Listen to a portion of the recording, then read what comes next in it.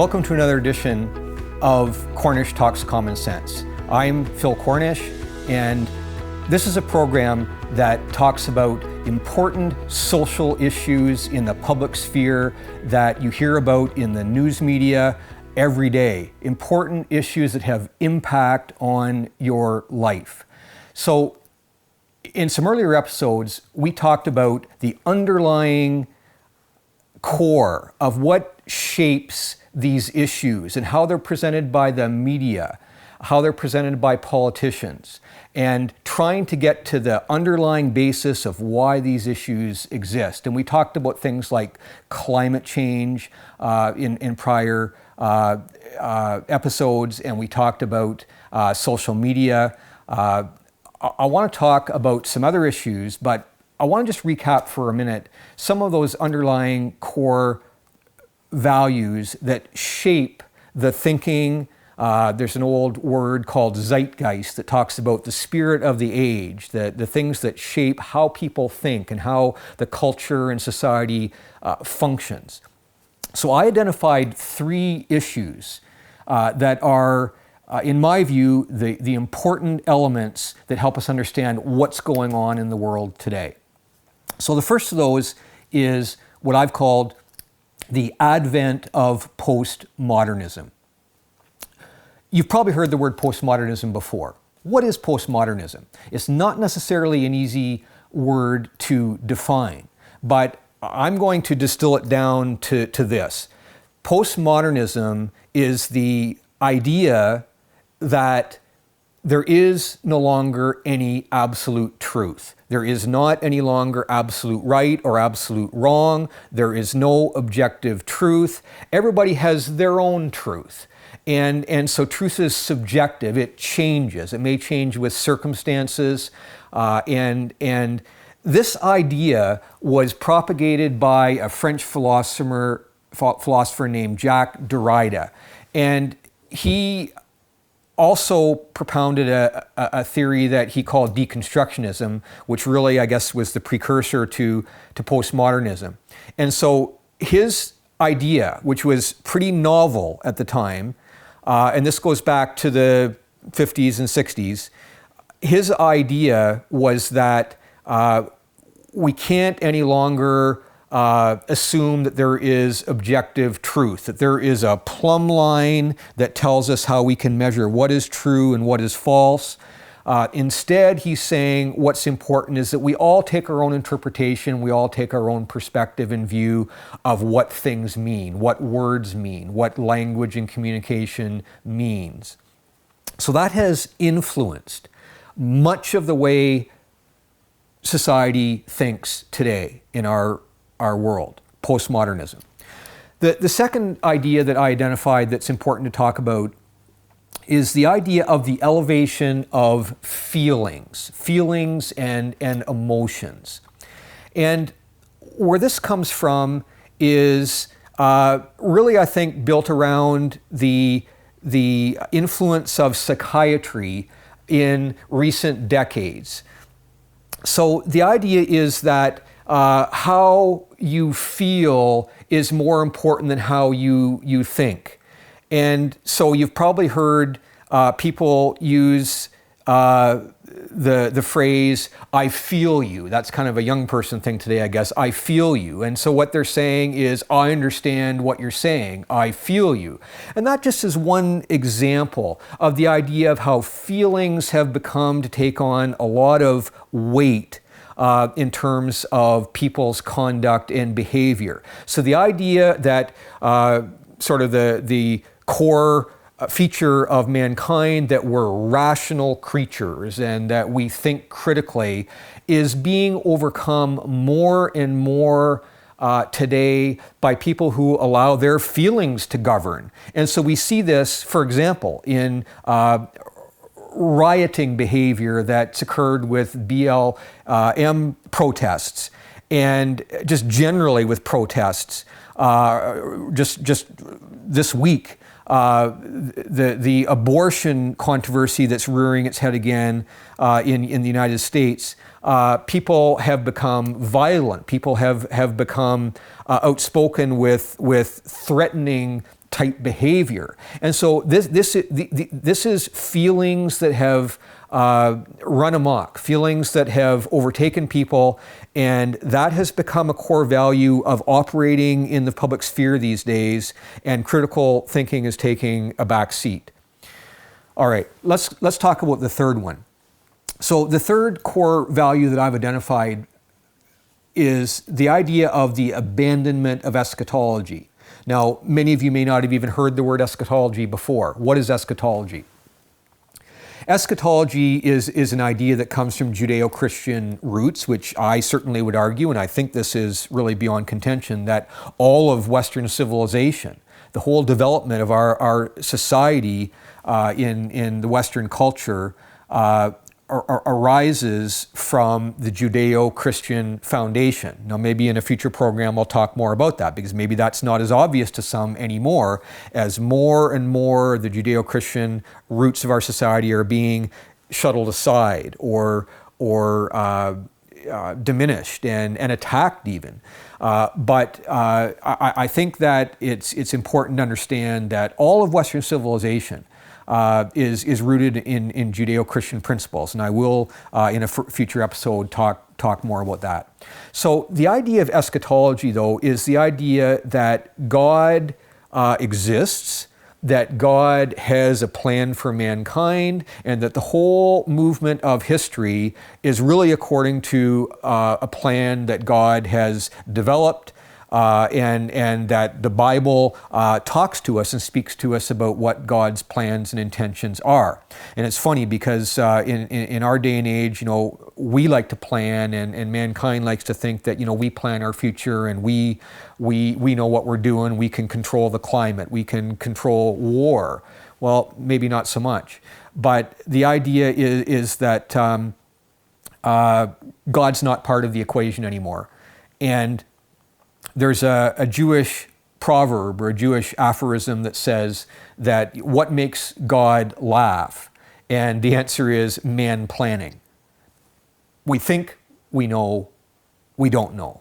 And so if we cast God aside and we go it alone and think that we know the answers to all of our problems in life, we're on our own, we're setting ourselves up for failure.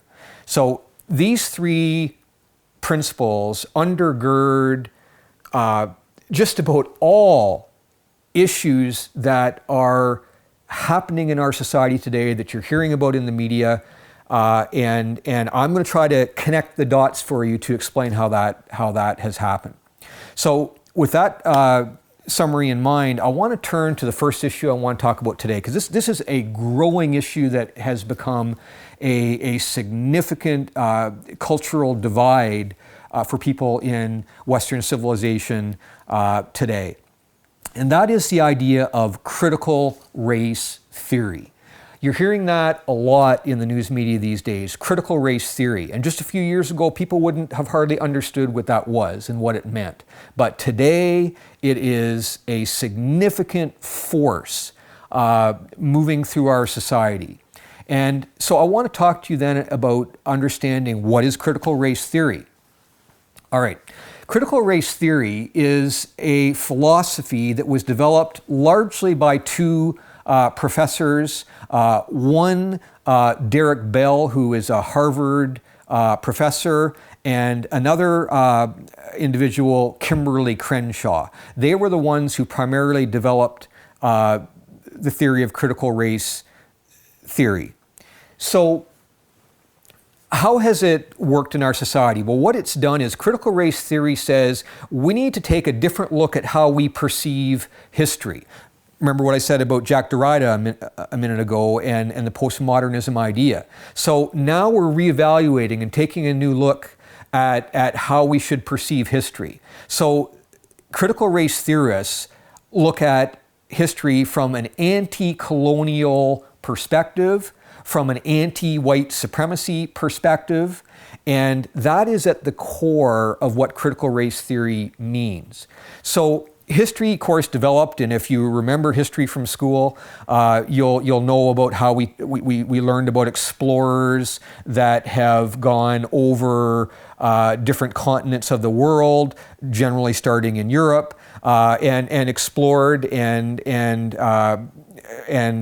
traveled to new lands. And so Christopher Columbus and Magellan and da Gama and others that may come to mind are explorers who went to places. Certainly, fundamentally, the one that I'm going to talk about most is North America.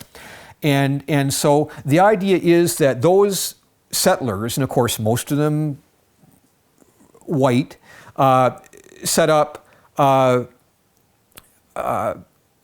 cities and developed North America with industry and trade and commerce, and also for religious purposes, missionary work, that kind of thing. And so the idea is that critical race theory says that is bad. That what happened there was a bad thing. Now, because of that, we've had, for example, you might have heard of the 1619 Project, which is something promoted by the New York Times newspaper that talks about how bad the influence of colonialists have been in developing the world. Wokeism is another term you might have heard that says the same thing, that we have to perceive things through a different lens now of how other indigenous persons and so on have been poorly treated, and so now there needs to be a payback. There needs to be reparations made and apologies for the way that history progressed. Well, I want to suggest to you that really is an ill-conceived view. If history had not developed as it did, we would not have civilization as we do today. We would not have the progress of government and commerce and industry and social institutions as it exists. And so the idea that we should look at things from a divisive, race-oriented, ethnic-oriented perspective is causing fractures in our society. It's causing division, and so you see that in, for example, the protests that have occurred in the United States, in Portland, in Minneapolis, and many other cities where riots have occurred and billions of dollars of damage has been done on account of people promoting critical race theory. And so they tear down statues of certain people. In Canada, you see it most recently, for example, in the renaming of Ryerson Polytechnical University in Toronto, that just recently has changed its name to, I believe it's now called Toronto Metropolitan University, because the name Ryerson is now not appropriate to use. And in my submission, this is just based simply on wrong historical thinking that is based on falsehoods that have distorted the past and distorted history in a way that is tearing down the foundations of our society. So critical race theory is causing harm to our society, is fracturing it, and it's based on people who have unfortunately adopted very hypocritical viewpoints. Let me give you an example there. Black Lives Matter. We all have heard of that organization as it's grown as a juggernaut in recent years. And so one of the heads of that organization, a lady named Patrice Cullors, was just reproached in the last year for buying multi-million-dollar houses in California that she's using for her personal use and associates of hers. And so a lot of the money that's been donated to Black Lives Matter has gone to illicit purposes that is not what the money was to be used for. And so that kind of hypocrisy by leadership of course arises because of human nature and people who use their purposes illicitly.